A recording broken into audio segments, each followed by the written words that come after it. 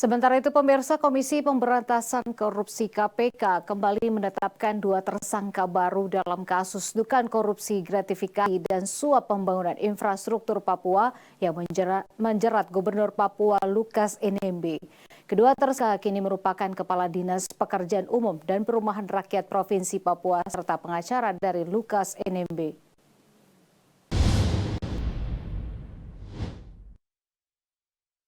KPK mengumumkan 2 tersangka baru dalam kasus dugaan korupsi Gubernur Papua Lukas NMB. Kedua tersangka ini adalah pengacara Lukas NMB, Stefanus Roy Rening, dan Kepala Dinas Pekerjaan Umum dan Perumahan Rakyat Provinsi Papua, Girus Oneaman. Stefanus Roy Rening yang merupakan pengacara Lukas NMB diduga berperan dalam menghalangi proses penyidikan tim KPK.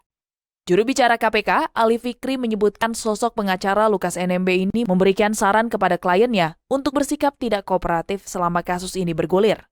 Akibatnya, KPK kesulitan memeriksa Lukas NMB dalam dugaan korupsi penerimaan gratifikasi dan suap pembangunan infrastruktur yang menjeratnya.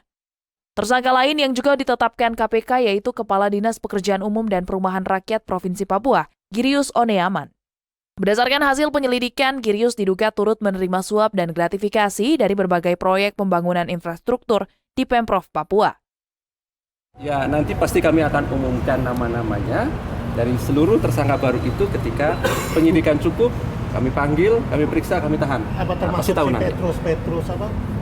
Apa termasuk itu sejauh ini baru 1 orang ya, pengacara. Ya, yang pasti ketika kemudian ditetapkan sebagai tersangka dengan pasal 21, kami memiliki alat bukti yang cukup untuk menetapkan yang bersangkutan sebagai tersangka karena ada indikasi menghalangi proses penyidikannya. Nah, bentuknya dalam bentuk apa proses penyidikannya nanti kami akan sampaikan ketika penyidikan cukup, kami panggil, kami tahan, dan kami sampaikan konstruksi perkaranya. Di sanalah tentu pasti kami akan sampaikan apa yang menjadi dasar KPK kemudian menetapkan pasal 21 terhadap yang bersangkutan. Hingga kini KPK telah menetapkan 4 tersangka dalam kasus tersebut. Selain Lukas NMB, KPK telah menetapkan 1 tersangka lainnya dalam perkara tersebut, yaitu Direktur PT Tabibangun Papua bernama Rijianto Laka. Hingga kini KPK telah menetapkan 4 tersangka dalam kasus tersebut. Selain Lukas NMB, KPK telah menetapkan 1 tersangka lainnya dalam perkara tersebut, yaitu Direktur PT Tabibangun Papua bernama Rijianto Laka.